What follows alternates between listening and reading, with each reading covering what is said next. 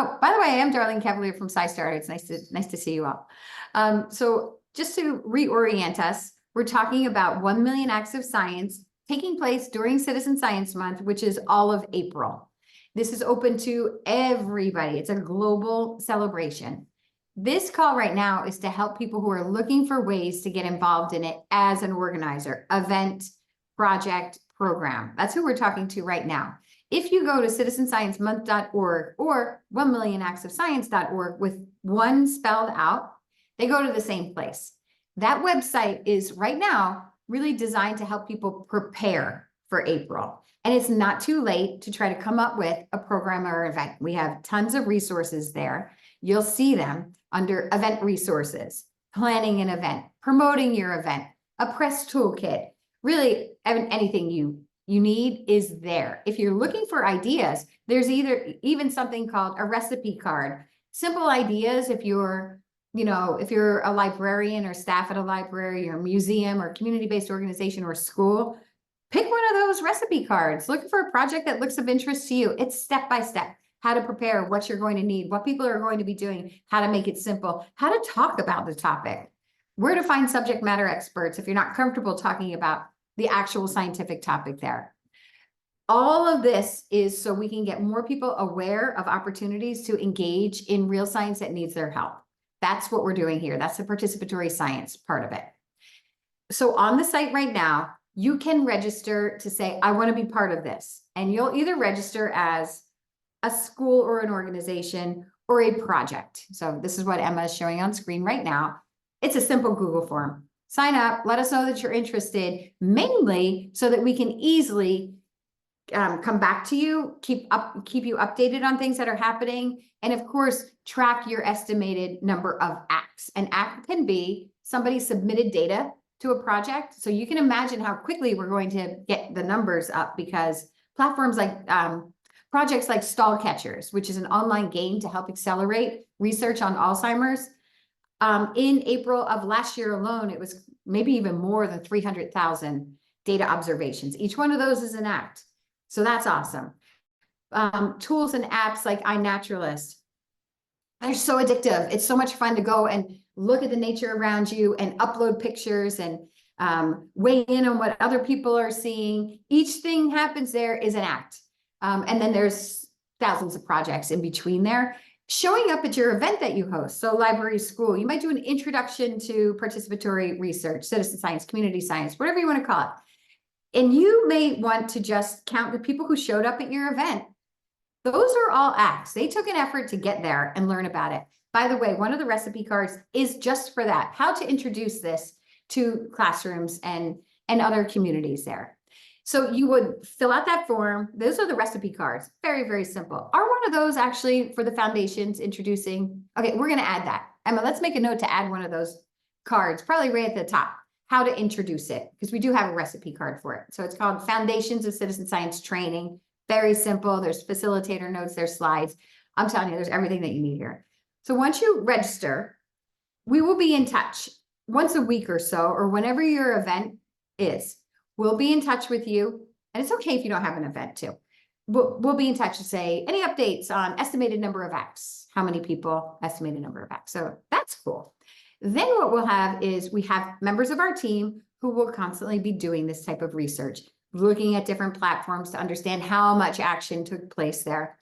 And then there's also hundreds of projects that report back to SciStarter through digital tools, how much activity is happening there. So that's good. If you're not familiar with SciStarter, it's a website that is a very robust database of citizen science projects. So it makes it very easy when these projects, you leave our site, you go get involved in a project or an event. Many of those report back to us. That's how we're able to track some of this.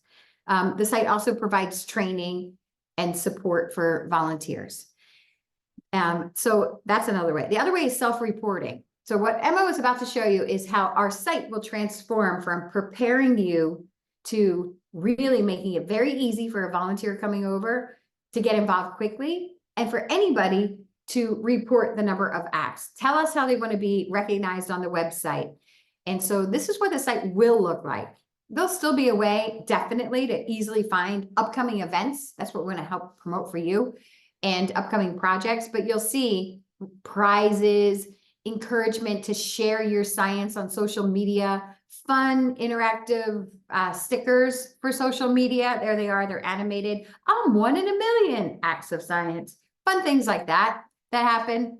Thanks for showing that too, Emma. You'll see, there it is. You'll see that, I guess, test to go up and up and up. And when we hit 1 million, we expect it to go over, spill over and celebrate with some fireworks. And again, actually, if we could scroll down a little bit, there will be ways for people to earn badges too, but you'll see we'll have featured projects there. We'll have featured events. So as you add things and you tell us, yeah, I want to be part of it, that's how you get on this wall. And so, and we'll have a lot of other ways of sharing these out. You know, we have an email list of more than 180,000 people. We have newsletters. We have ways of sending messages and exciting news to people geographically based. So if you have a project or an event that's taking place in a rural area and you want our help reaching people in that area, that's actually what will happen. People look for local things. So you shouldn't have to worry that you're going to put something on SciStarter and it takes place in, I'm in Long Beach Island, New Jersey right now. Hey, my event takes place at a library in Long Beach Island. I'm kind of hesitant to put it on SciStarter because I don't want people from California registering to get involved. That's unlikely to happen just by the way that our website is put up there. Caroline's point about why use this. We decided to go with this kind of campaign because it's exciting. As she said, the media loves this. Who doesn't want to be part of something that measures collective impact in this way? We're fairly certain we're going to be able to get that number without the whole team quitting from just being totally stressed out all through March and April.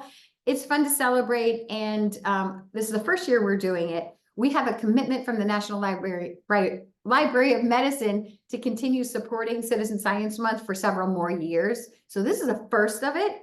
We'll keep going. And maybe next year we'll set a Guinness World Record for everybody getting involved, just fun things like that. So I actually am going to pause for a moment. I saw some neat discussions taking place in chat.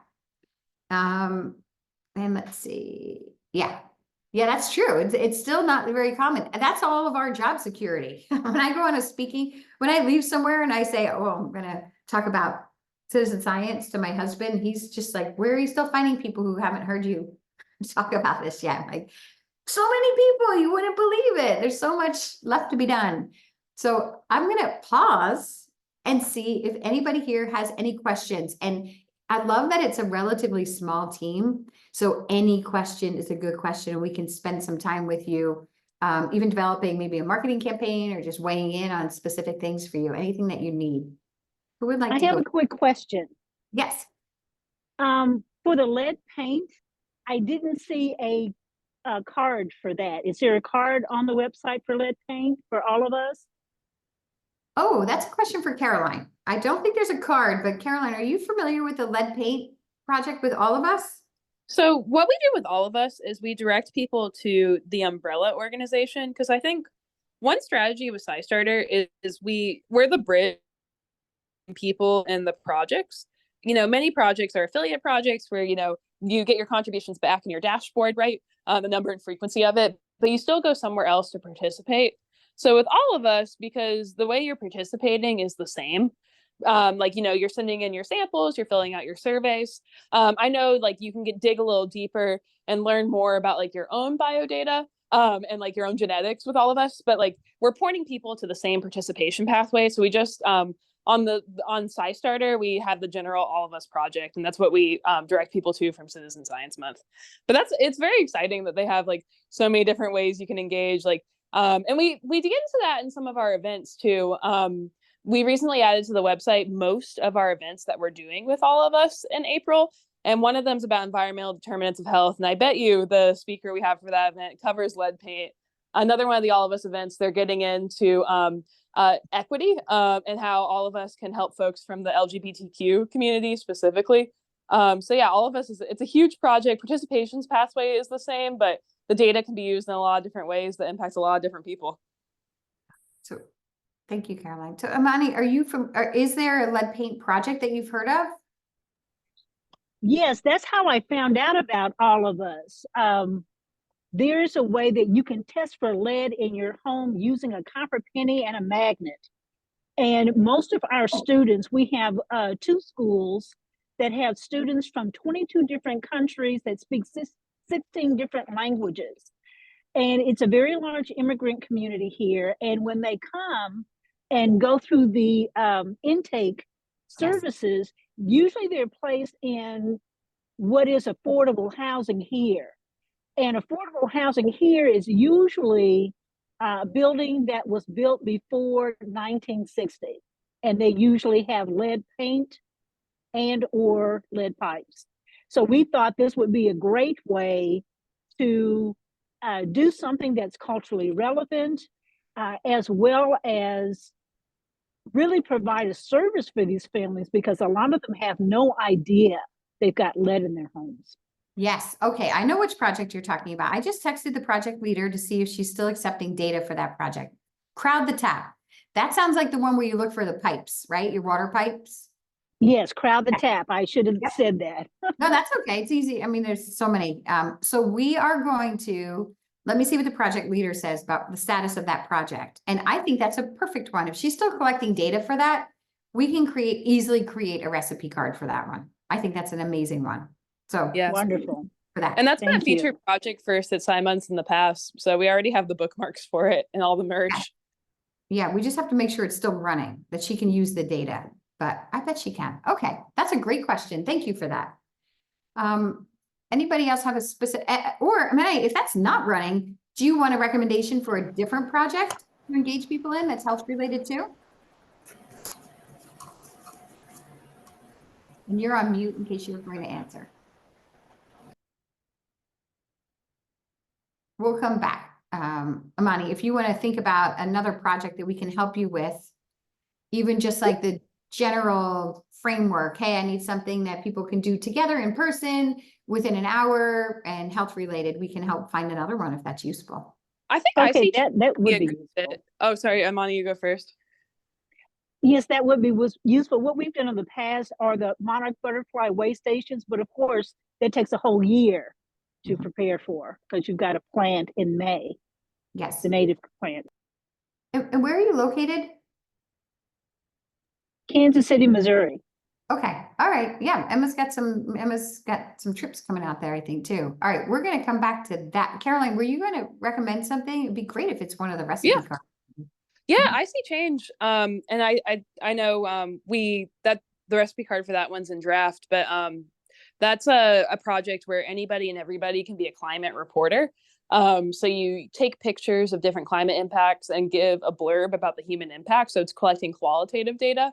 And a number of its investigations track back to health outcomes. So like they've used the data on extreme heat and how it impacts people in the city of New Orleans to inform the health department's investigation. So if you're looking for an environmental health project, I think that one definitely fits that niche.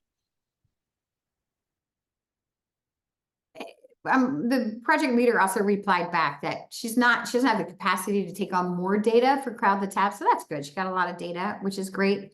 And by March 18th, she's going to have new protocols for a project called Sound Around Town, which is very cool because that you use some very simple to use sound recording equipment to measure noise pollution around too. So Emma, if you can make a note that we will recommend some projects back to Amani, it will be ready by March 18th. She's looking for data where you are, which is good too. I'm just reading her texts as they're coming in. And we may be able to get a quick recipe card for that too, Amani. But we'll be back in touch with some good ideas. I see changes already up there too as a fallback. That's a great idea, Caroline. And you were on. Do you have some questions? How can we help? Yeah, I was just going to let Imani know, and I don't think it's on there anymore, that Crowd the Tap at one point did have a lesson plan for teachers to better integrate it into the curriculums. And I know this because I wrote it, and but I don't see it there anymore. So anyway, that's neither here nor there. But I did have a question about another project, if we're ready to move on. Yeah. Thank you. Yes, maybe. Okay, I'm seeing Emma nod. Yeah. So I'm launching a project that is iNaturalist based. It's seeking a very specific kind of observation on iNaturalist, and we're launching it in April. And we're creating a project on iNaturalist, and so I just want to make sure for the reporting and the integration in SciStarter, and that I'm understanding the pathway. So we're gonna open the iNaturalist project because it's going to be created sort of like a BioBlitz project, and sort of we have all the taxonomy and taxonomic orders and things like that that we want to have added, and we'll open it on early April. We're going to be opening a Google Classroom for teachers for educators, not just classroom teachers, but also nature center staff, people like that, to be able to do the protocols. It's basically collecting and observing aquatic macroinvertebrates. And it's very, very simple. It's a lot simpler than like some of the other protocols where you have to have a representative number of organisms, so it's representative of the environment. We're just simply documenting presence with this, and we'll talk to drive educators to the Google Classroom. So with that pathway, are you seeing the way to collect the information for the 1 million acts of science? Yes. So one way, thank you for sharing that. If I understood what you were saying, typically if something is on iNaturalist, the way that we collect information in terms of, okay, validate that somebody participated in it, is somebody is part of the SciStarter community. That means they have a SciStarter account. And they download the iNaturalist app. They find an iNaturalist project on SciStarter. They say, this looks pretty cool. They are instructed, or they already have the iNaturalist account. And for anybody listening in, it's a free app. It's amazing. They download the iNaturalist account. They create their account. When they create their account on iNaturalist, they're asked to include an email address. We, on our project page, let's say you do an iNaturalist project for this and you list it on SciStarter. The instructions are, they appear. I forget what the word is, but it's conditional. If we see that it's an iNaturalist project, instructions appear. Hey, this is an affiliate. Make sure you use the same email address to create your iNaturalist account that you use to create your SciStarter account. Then there's one more step, and it's annoying, but it just has to be done once. There it is. You go into your SciStarter dashboard info and settings, and you add your iNaturalist account name there, just like that. Then all of your iNaturalist projects that you get involved in, you get credit every time you upload data to the app. We just link it through the project. I don't know if that answered your questions, Anne, but that's one way. And because that becomes an affiliate, what we call an affiliate, it is really pushed higher in search results for people. We want people to be engaged in affiliate projects. And the reason we do that isn't because we want to track what people are doing. We do that in part because we do work with researchers who study the field of how people engage in these projects. And that tells us who we're not reaching to. So you'll see on scistarter.org/research published papers, especially from our friend Karen Cooper, by the way, who runs Crowd the Tap and who also runs Sound Around Town. She really tries to look at what's being learned, where barriers exist. So all of this information about who's doing what and where and how frequently adds to some of that data. And also for Girl Scouts, for our Verizon social corporate responsibility programs, for many other programs, those organizations work with us. They curate projects, and these affiliate projects tell them, for Girl Scout, that they have this collective evidence so they can get a badge. for teachers, they assign projects. And instead of asking the student to show a screen grab from the app that they were in, this collects it all for them. So they have evidence. Yeah, you said, share 10 different data observations on iNaturalist, and they have evidence of that happening. So a whole host of ways this happens. But I'm not sure that I answered your question. When I heard you say something, and to be honest with you, were cutting out, your internet was cutting out a little bit, but you said you're not studying the presence or absence. Oh, we're only studying presence. Oh, We're not worried about representative sample size yeah. in this. So yeah, but I think you have, for it to count automatically for the million acts of science, the participant should also have a SciStarter account linking their iNaturalist and SciStarter emails. They should be the same. Yes. So we can put that in our Google Classroom. Like if you want to amplify the impact of your observation, make sure you go sign up for SciStarter 2 and use the email that you use for iNaturalist. And for those who don't, we can just report the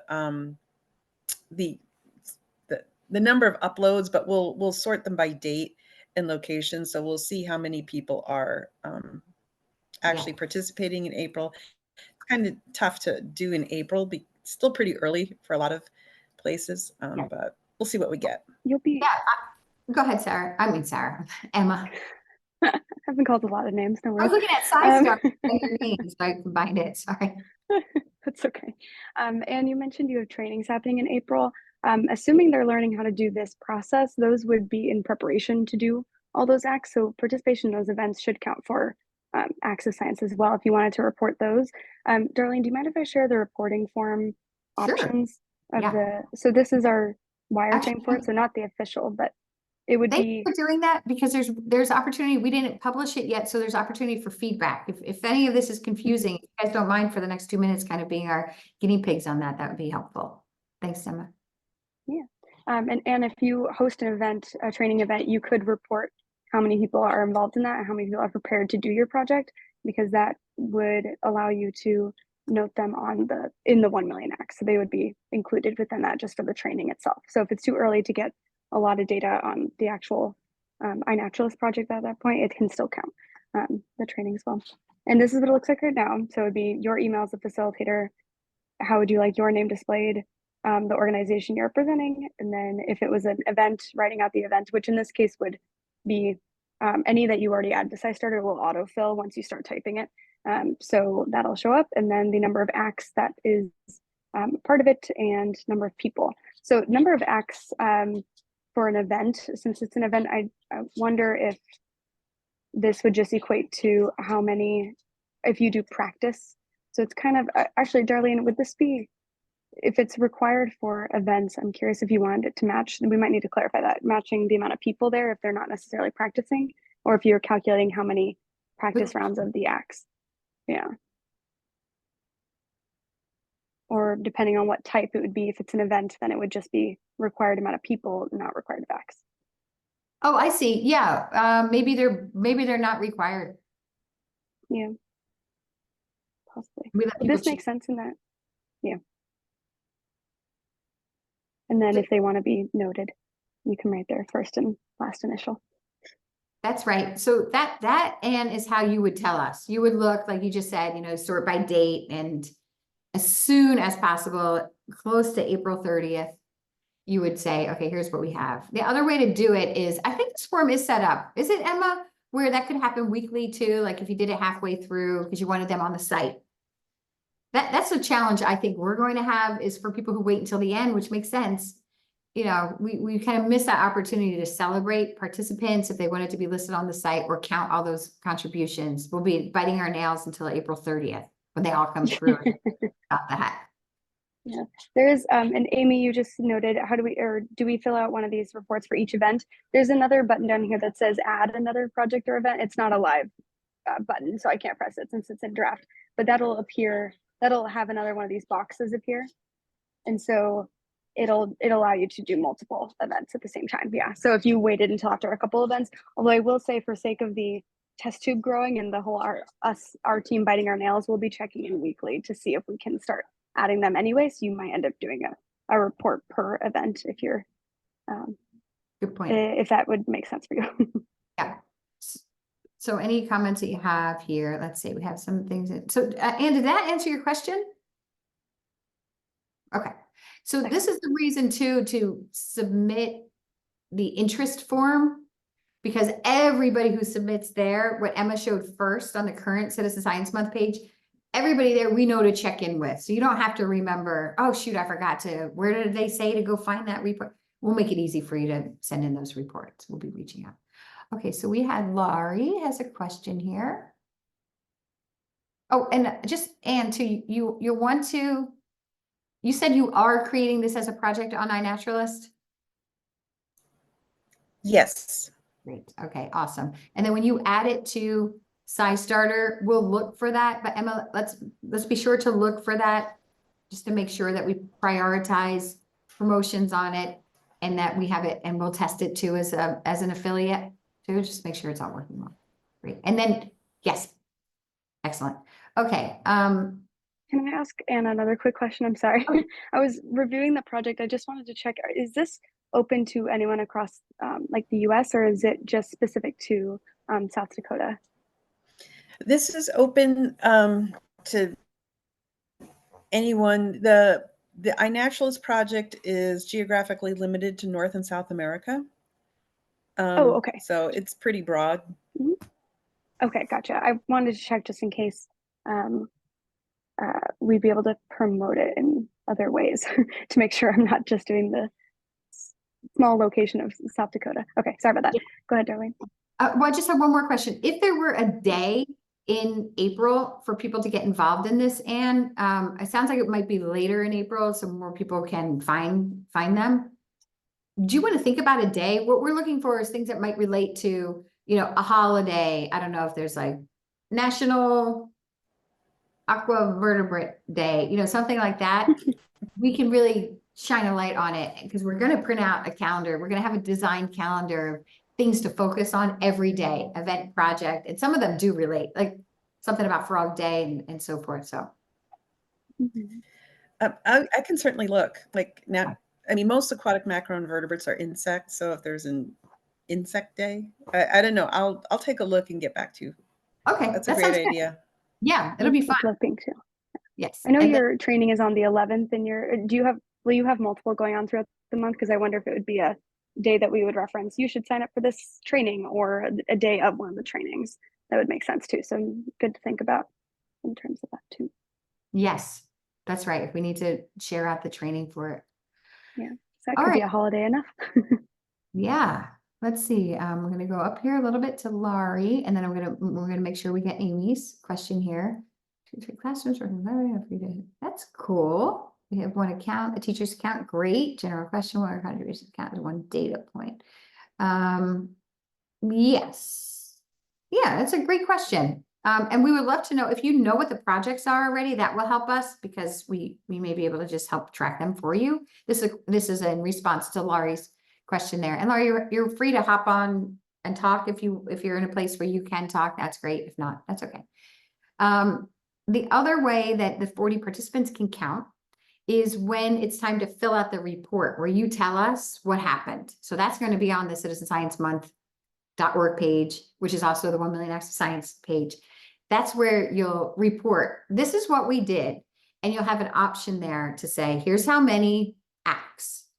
That's a lot. You know, it could be the 40 participants as one part, but it could also be estimating. For some projects, you're going to know because it tracks it. Zooniverse, iNaturalist, some of these that I mentioned already, just estimate. And it's okay. I mean, when we're talking about 1 million, it's all right if you say, is that an act? I'm not sure. It probably is. So, yes, please let it be an act. So we can get up to 1 million. But you'll document it there. And then you'll see this part there that Emma showed where you will enter how you want your students to be recognized on the website. Typically, that's first name, last initial. If it's an adult, first name, last name, totally fine. However you want them to be recognized. There you go. Display names, we call it. So that's where you would put it. And do we have instructions there that one per line. So you'd say, you know, Daniel L, hit return. Next one, hit return. And they'll all appear on the website and be recognized. In addition to that, if they have a SciStarter account, Emma, do you remember how that works? If they have a SciStarter account, how do they get how do they get a new badge that we didn't mention yet, which is a very cool badge? It's tied to open badging and Canvas.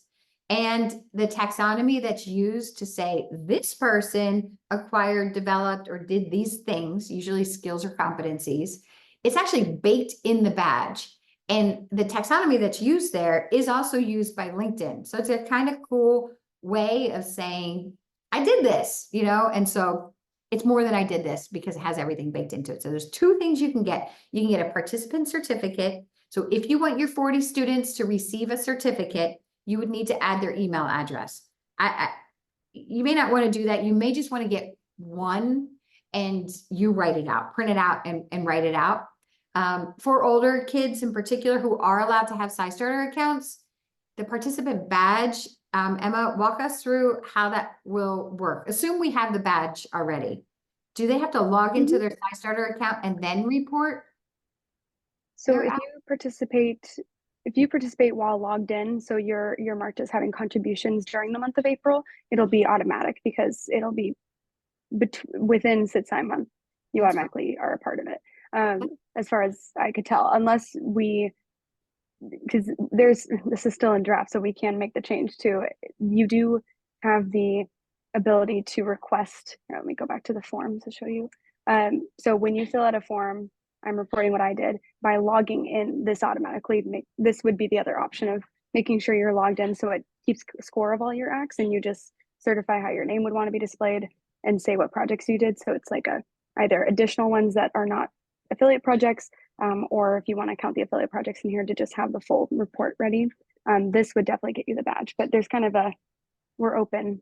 I don't think we've made a decision between if it's automatic, if you're just signed in during April.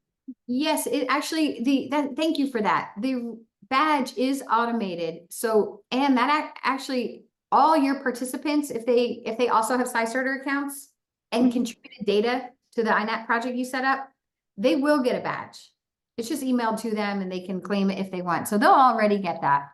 Emma, thank you for explaining that. I forgot about that. Anybody who participates in an affiliated project who has a SciStarter account from April 1st to April 30th will automatically receive an email that says, congratulations, well done, claim your badge. All of it's free, by the way. Badger has this thing set up. People use it in different ways. To me, it's still emerging. At the very least, they can pin it to a social media profile. More than that, I work at Arizona State University. I teach a class where I have as a prerequisite one of these badges. So certain people and professors use those badges. That we take them seriously.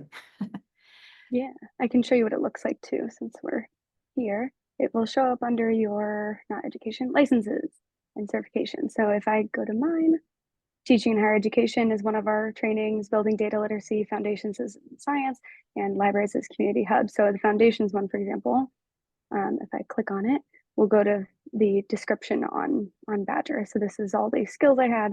So the one for Citizen Science Month will show up similarly, or will be accessible the same way too. Lori did ask about it since Yes. you're working with elementary students. I think what makes the most sense in your case would be as a person who's reporting multiple acts. So if I go to facilitated with many people, you would be able to write the display names of your students, the first name and last initial. But if we know that this is the case, or if you're representing a lot of people, we can send you that blank certificate, like Darlene mentioned, so you could print and fill it out for each kid. Would probably be the easiest way.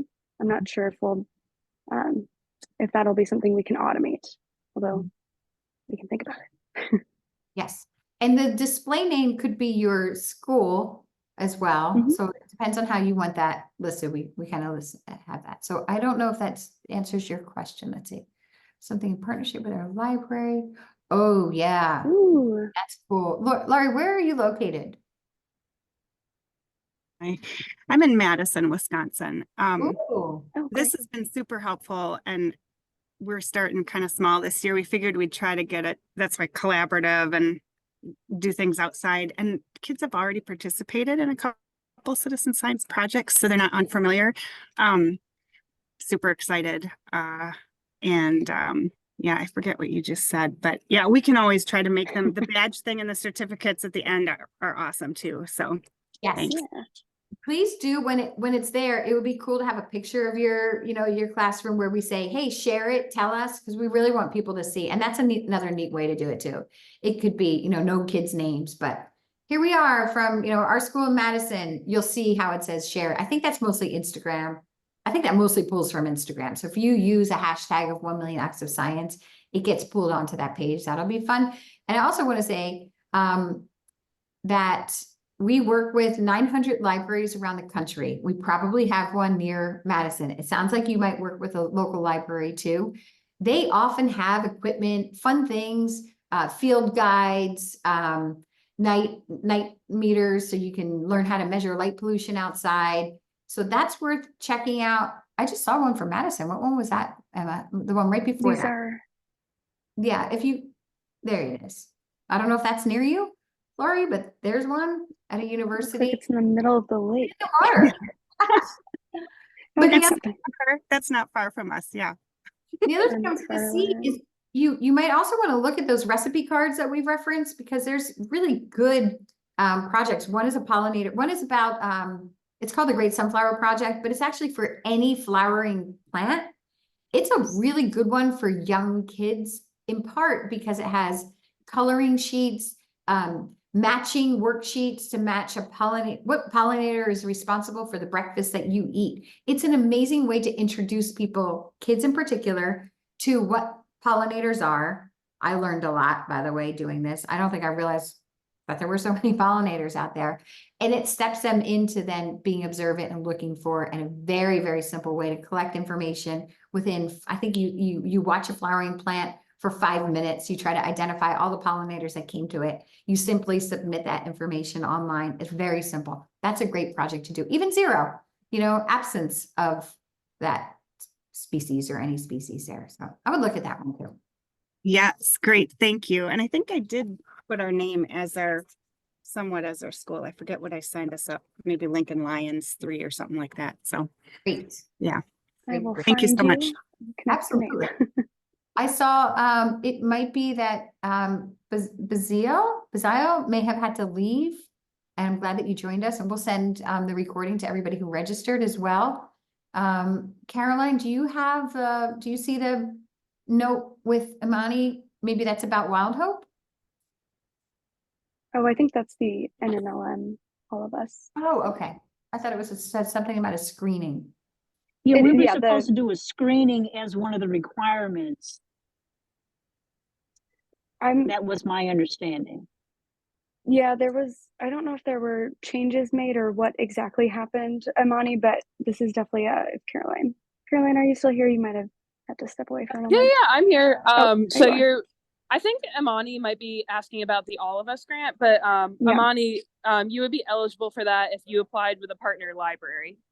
So a screening is one of the things you can do. Like you can tune in to one of the existing All of Us webinars. But mainly what that grant is meant to support is a Citizen Science Month event that features all of us, if that makes sense. Okay, so there's not a separate screening that incorporates all of us and SciStarter. No, I mean, we have events that you can screen. We could coordinate with you on that. But I mean, do you have a partner library you'd be working with who could receive this grant? Yes, Clendening Medical Library over at the University of Kansas.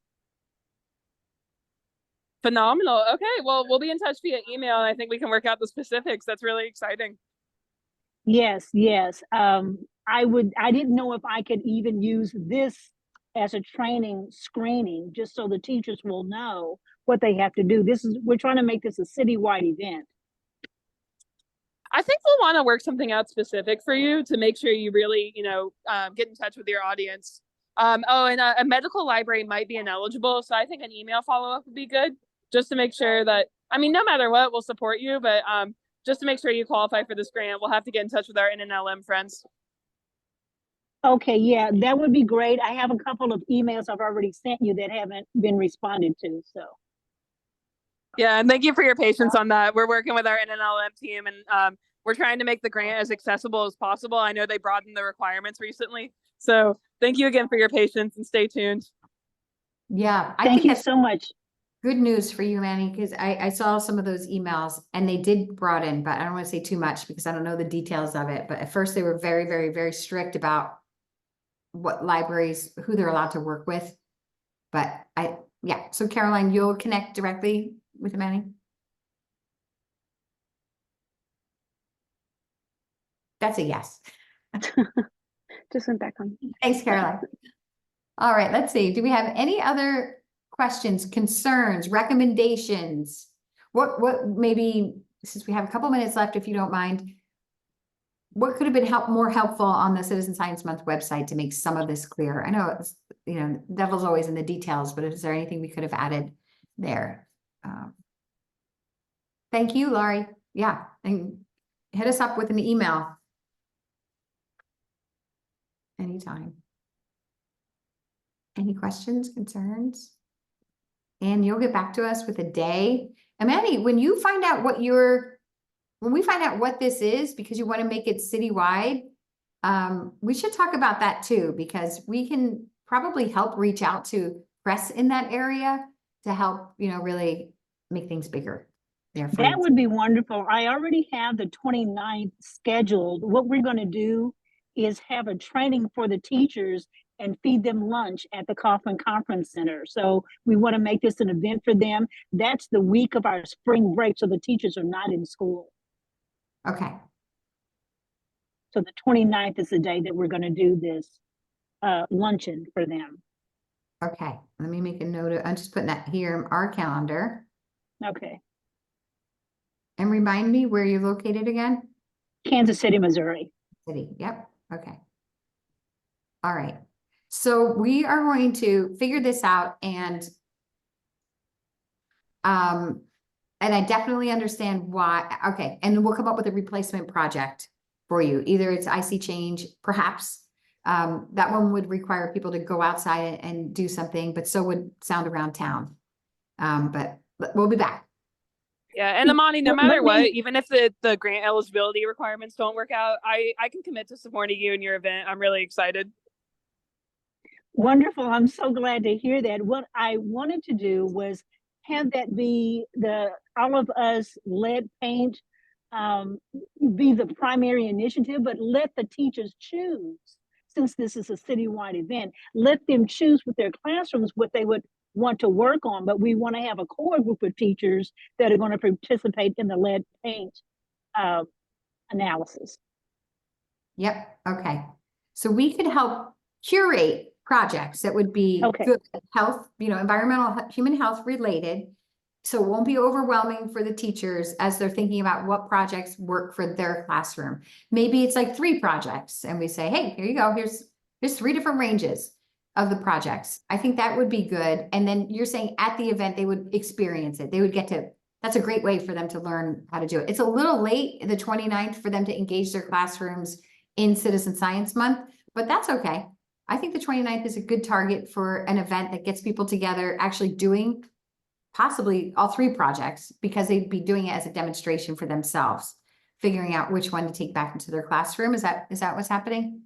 Yes, because the reason I chose the 29th, as I mentioned, is that that's really the last day of our spring break, and we know the teachers are not in school at that time. My experience has been is that if I schedule something on Saturdays or teachers don't come because they're burnt out, they're tired, they want to have a life, right? So they don't really want to come to anything on a Saturday or after they've been in school all day. So at least this way they've been resting up from the 25th, all the way to the 29th. And hopefully if we give them a really nice lunch in a really nice place, they'll come out and take this training. And, it's approximately a week before before April comes, a little bit less of a week before April comes. So yes. Yeah, I love it too, because they may say, you know what, I like it. I have an idea of what this is now. And then maybe it's in the summer or the fall that they actually implement it a little bit more, but any kind of exposure is helpful. And Caroline meant to say, I can support your event. yeah, I kind of assumed that. Yeah, and you're going to be in very good hands with Caroline. She's our rock star with all things, all of us. and citizen science. So you're going to be in very good hands there. Wonderful. Thank you so much, Darlene and Caroline. I'm going to jump off the call now. I've got another meeting. Thank you guys so much. That's it. Thank you. Thank you, everyone. You know how to reach us, and we'll keep the conversation going. Thanks for joining us. Thanks, Emma. Thanks, Caroline. Take care. Thanks, team.